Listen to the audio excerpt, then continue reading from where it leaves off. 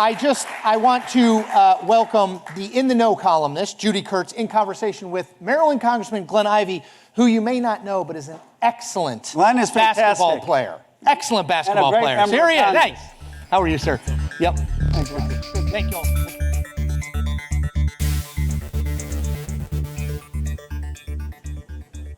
Hello, everyone. Welcome, Congressman. We are the only thing keeping this wonderful crowd from their cocktail reception. So we're like the amuse-bouche before go out and get your mojitos and all that. But I want to drink just as badly as they do. All right. Well, you'll be out there with them in a few minutes. But we so appreciate you being here today. We have limited time. I want to talk first about the big tax bill that recently passed. CBO estimates that federal spending on Medicaid in Maryland will be slashed by $16 billion. What can lawmakers in the state do to compensate for that loss?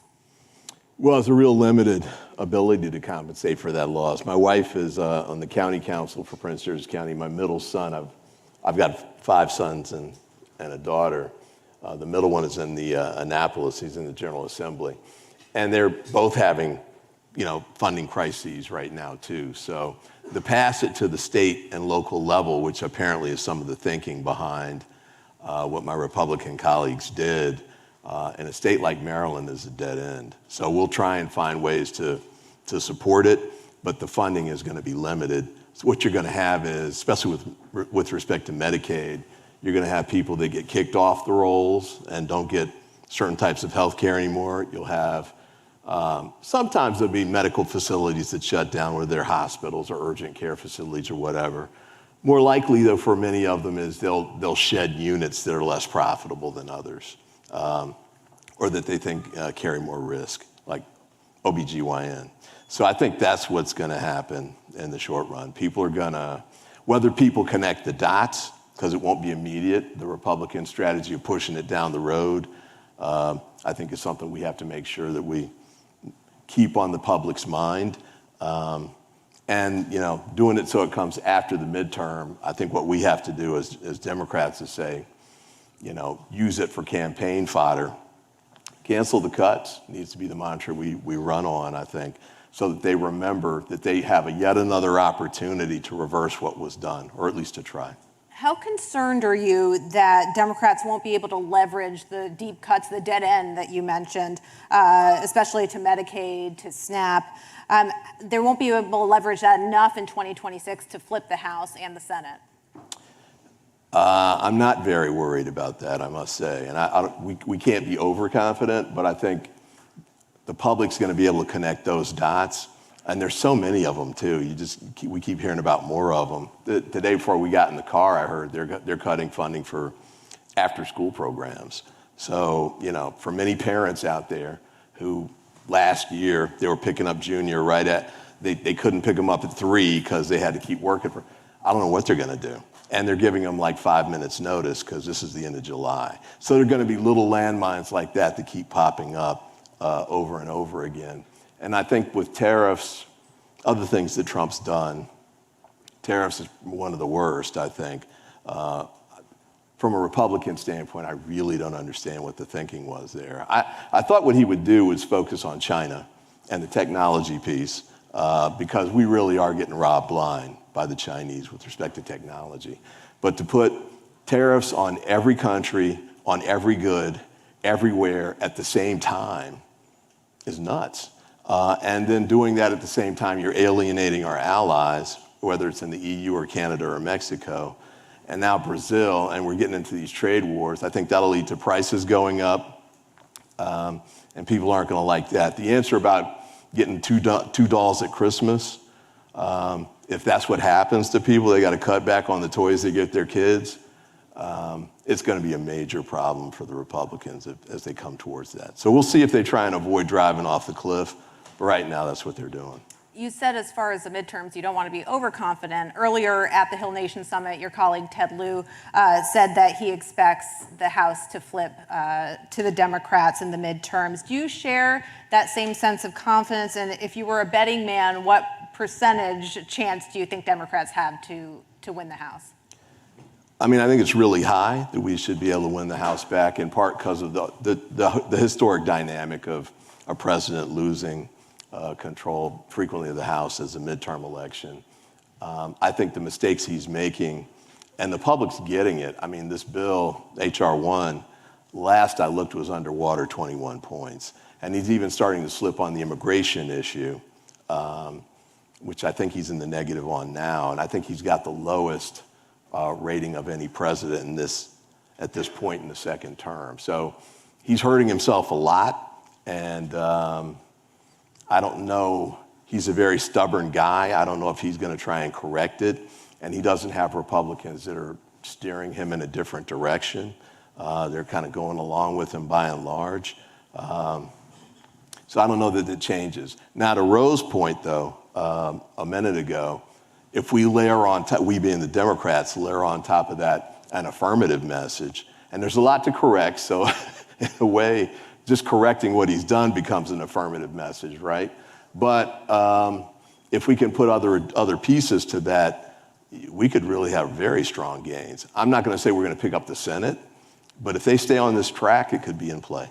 I want to talk to you a little bit about that messaging. You said recently that your constituents who overwhelmingly voted for Vice President Harris in last year's White House race are angry, but you said, quote, "We have to channel that anger in the right way with a focus on 2026. What would you consider, how would you describe the right way to channel that anger?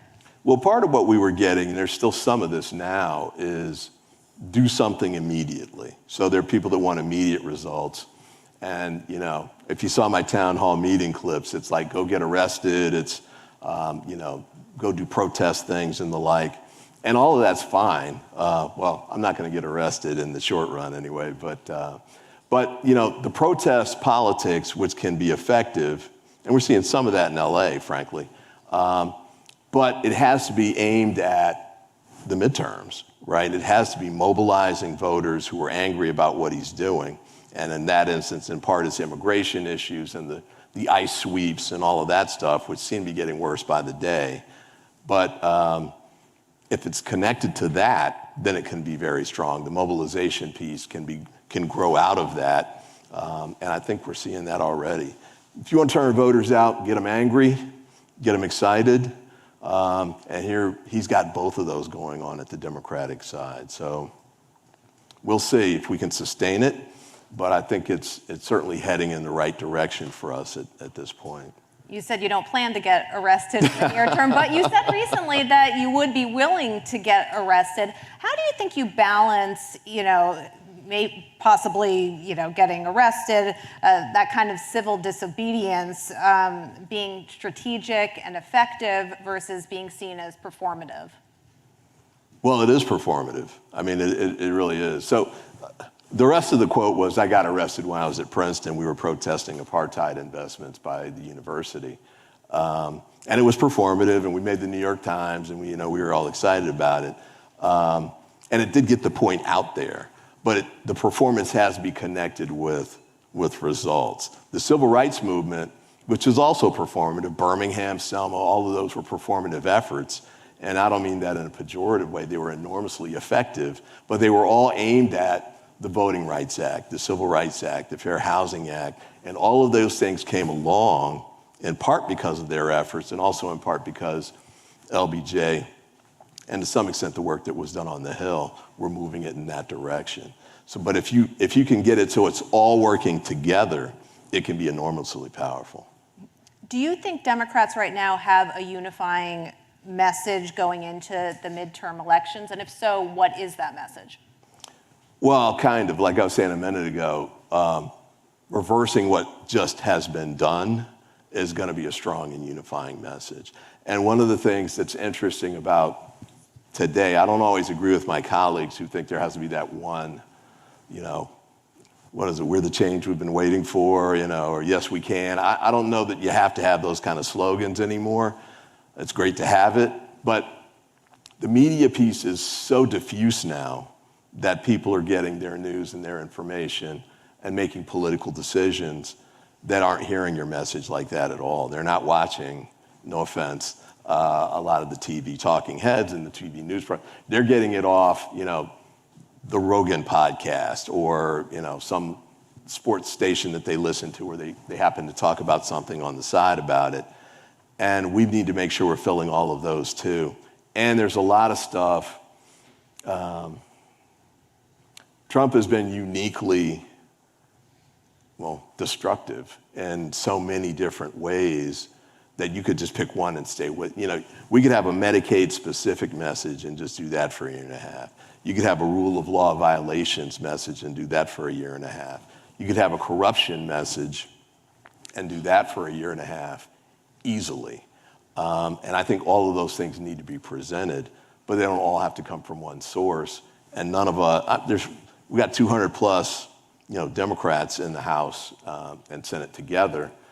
We can speak in different ways to different media outlets and different communities and get different messages across. There can be overarching messages too, but just getting the point out there is a very big one. And then the affirmative messages,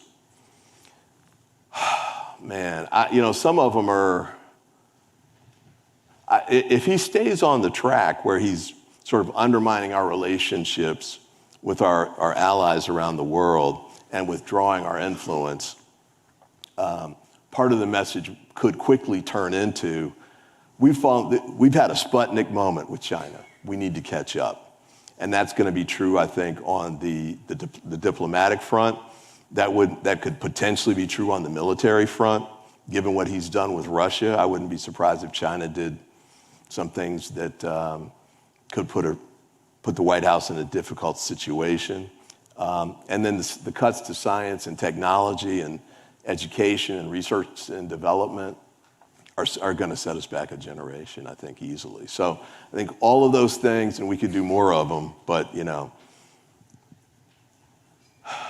it's frustrating to think it through, frankly. But that's the damage he's done in 6 months.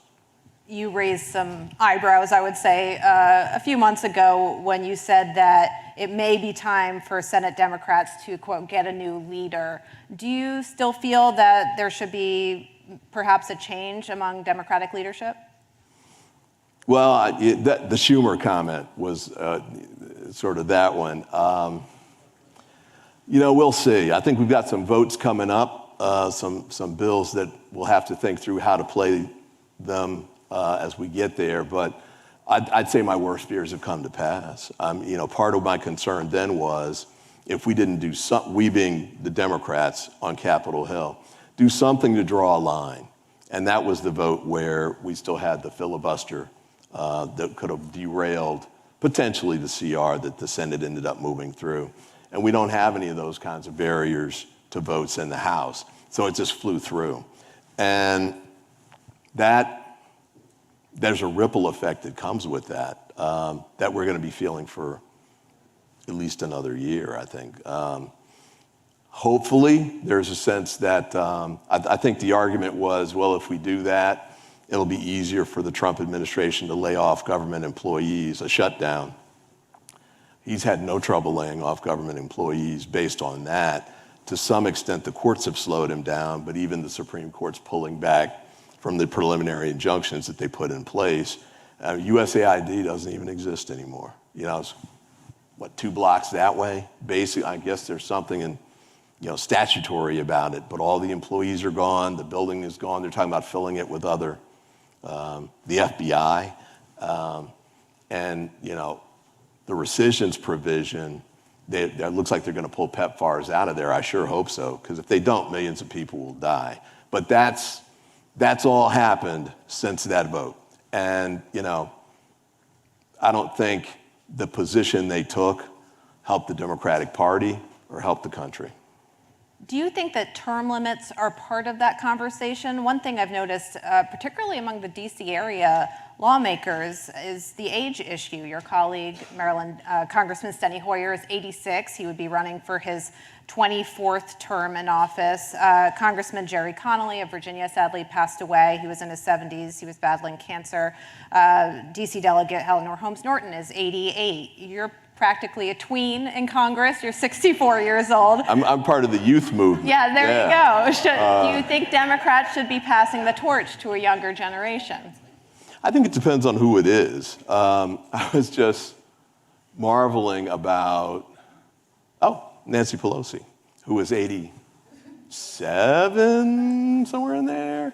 But, I asked her a question. I guess I can't put out what the conversation was, but it was like, yeah. She instantly went back to it's a piece of legislation. And she was just like, bang, bang, bang, bang. This is what we did. This is how it passed. This is what happened in the Senate.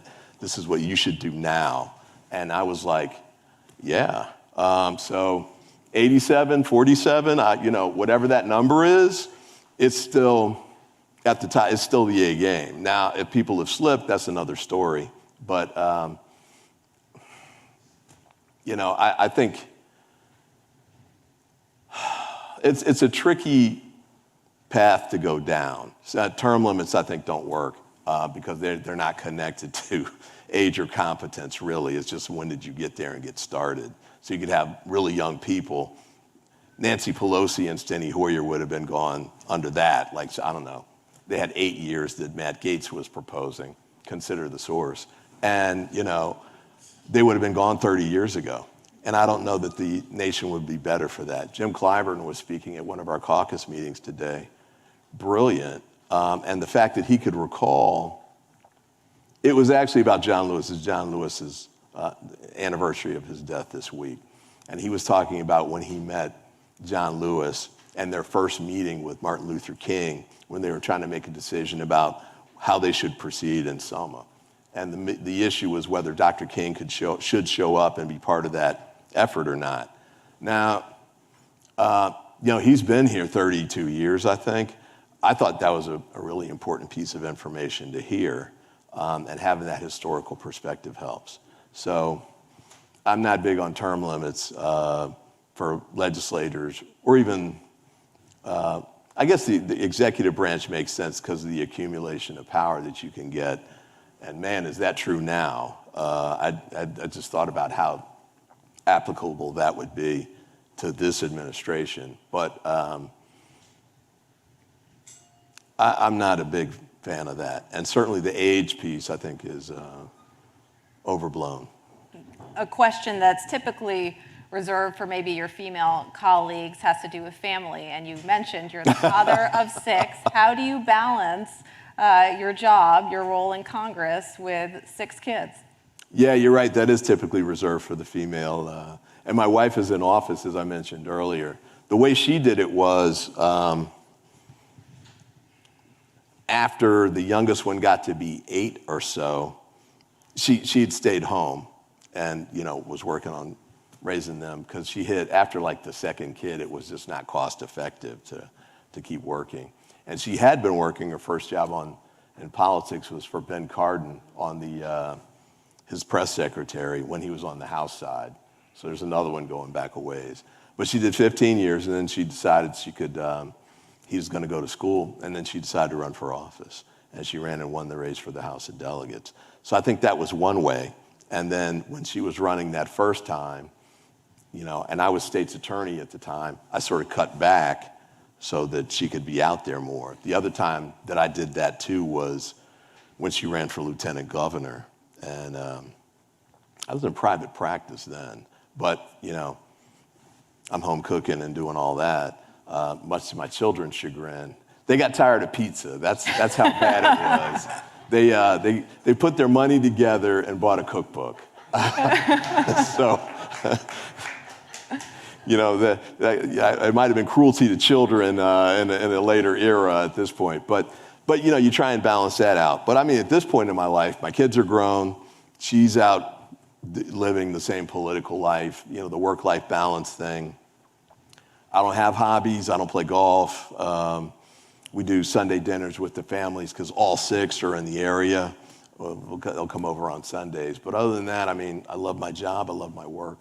And I feel that this is a pivotal moment historically, and I'm committing myself to it. We're about to wrap up. So final question. You mentioned your wife, Jolene, who's a Prince George's County Council member.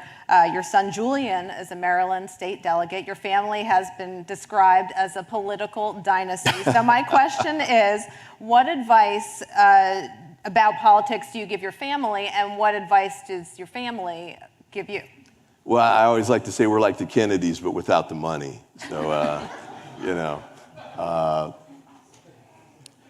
I mean, one of the things I've always tried to do is make sure I don't pressure my kids to do anything one way or the other.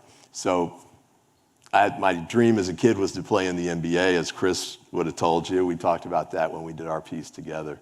Obviously, I didn't make it. I didn't push any of my kids to do basketball because they're a little taller than me, but not tall enough. How tall are you? I'm 5'9". With the basketball dream? All right. With the basketball Okay. dream. Well, there's a guy, you won't know this, but Spud Webb. How many of y'all know Spud Webb? Yeah. So Spud was playing at NC State. He was 5'6", I think. And he could do two-hand reverse dunks. So I'm going out watching the ACC, and I'm like, I can be that guy. It's still within range. I just saw a clip, actually. He's my age. He's like 60-something. He can still do that. Yeah, they showed a clip of him doing it. Maybe it was AI. I don't know. You never know these days. But, you know, the thing is, you all do your thing. The one who is in office now, Jolene had him doing like a little local play thing. And one of the older girls in the play had gotten an agent and got recruited to go do TV or something. And so he heard that. He was like 5 or something at the time. And he comes up to us. He says, I want an agent too. So I like pat him on the head and say like, okay, sure. So we take him to the agent. She hires him. She picks him up on the spot, right? And about 3 months later, he's at the Shakespeare Theater playing Kelly McGillis's son. And then he just kept working at it, culminated in, he was young Simba in Lion King on Broadway. Wow. Never had any expectation or thoughts about that happening, but, you know, support them, but stay out of their way, and it works out. Have you officially given up on the basketball dream at this point? Or could it still happen? Yeah, I can just barely walk to the car at this All point. right. So, yeah. Congressman Glenn Ivey, thank you so much for joining us. Thank you. Appreciate it. And we'll bring back my colleague, Bill Salmon, for some closing remarks. I'm 6'7", and I can no longer dunk. I don't know what my excuse is. It's great to see you, Congressman. Thank you.